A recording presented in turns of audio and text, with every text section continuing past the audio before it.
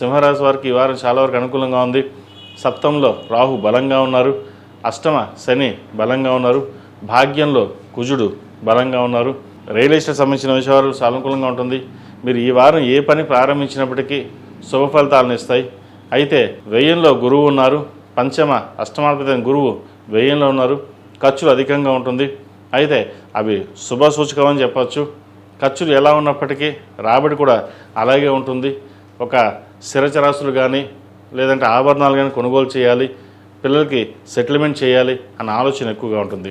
మనం ఎంతో కష్టపడ్డాం, పిల్లలు అంత కష్టపడకూడదు, కానీ వాళ్ళ వరకు మనం ఎంత ఇవ్వాలో అంత ఇచ్చేసి మనం రిటైర్మెంట్ తీసుకుందాం అనే ఆలోచన ఎక్కువగా ఉంటుంది. ఏదైనా సరే ఖాళీగా కూర్చోకుండా నాకంటూ ఏదో ఒకటి ఉండాలి అనే ఆలోచన ఎక్కువగా ఉంటుంది.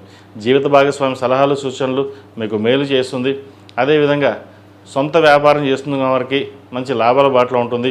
Chartered accounts, real estate, artificial intelligence, accounts, MBA సెక్టర్స్లో ఉన్న వారికి మంచి అవకాశాలు కలిసి వస్తుంది. రాజకీయ రంగ ప్రవేశం చేద్దాం, రాజకీయాల్లోకి వెళ్దాం అనుకునే వారికి కొంత ఆలోచించి నిర్ణయాలు తీసుకోవడం చెప్పదగినది. ఈ రాశిలో జన్మించిన విద్యార్థులకు చాలా వరకు అనుకూలంగా ఉంది. ముఖ్యంగా వైద్య వృత్తిలో ఉన్న వారికి ప్రమోషన్ కానీ ఇంక్రిమెంట్ కానీ లేదా వేరే మంచి ఉద్యోగం వచ్చే అవకాశం గోచరిస్తుంది.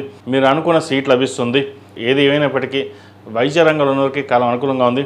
సాఫ్ట్వేర్ రంగంలో ఉన్నవారు కూడా మంచి అవకాశాలు కలిసి వస్తాయి. విదేశీయానం చేయాలనే కళ నెరవేరుతుంది. అదేవిధంగా ఈ రాశిలో జన్మించిన స్త్రీలకు వ్యాపారపరంగా ఉద్యోగపరంగా సానుకూలంగా ఉంటుంది. ముఖ్యంగా సంతానం సంబంధించిన వ్యవహారాలు, సంతాన విద్యా విషయాలు, సంతాన వివాహ సంబంధించిన వ్యవహారాలు సానుకూలపడుతుంది. సంతానం కోసం ప్రయత్నం చేసేవారికి ఒక మంచి శుభవార్త వినే అవకాశం కూడా లేకపోలేదు. అదేవిధంగా కోపాన్ని అదుపులో ఉంచుకోవాలి. ప్రతిదీను మన వాళ్ళే కదా అని అన్ని విషయాల్ని పంచుకోవడం ద్వారా ఇబ్బందులు ఉండే అవకాశం గోచరిస్తుంది. తద్వారా ఇంట్లో కానీ ఆఫీస్లో కానీ ఇబ్బందులు కానీ లేదా గొడవలు కానీ జరిగే అవకాశం గోచరిస్తుంది. వాటి విషయం జాగ్రత్త వహించండి.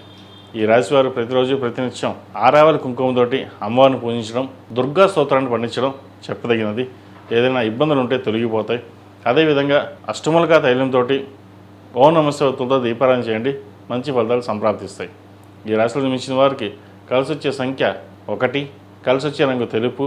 ఏదైనా పని మీద బయటికి వెళ్ళినప్పుడు శుక్రవారం అడగానే ఆదివారానికి వెళ్ళండి, మంచి ఫలితాలు సంప్రాప్తిస్తాయి. ఈ పూజస్టోర్.in పసుపు కుంకుమ నుంచి దేవతా విగ్రహాల దాకా అన్ని రకాల పూజలు, వ్రతాలు, గృహప్రవేశం, హోమాది శుభకార్యాలకు కావాల్సిన పూజా సామాగ్రి అంతా ఒక్కొక్క క్లిక్ తోనే మీ ఇంటి వద్దనే పొందండి. ఈ పూజస్టోర్.in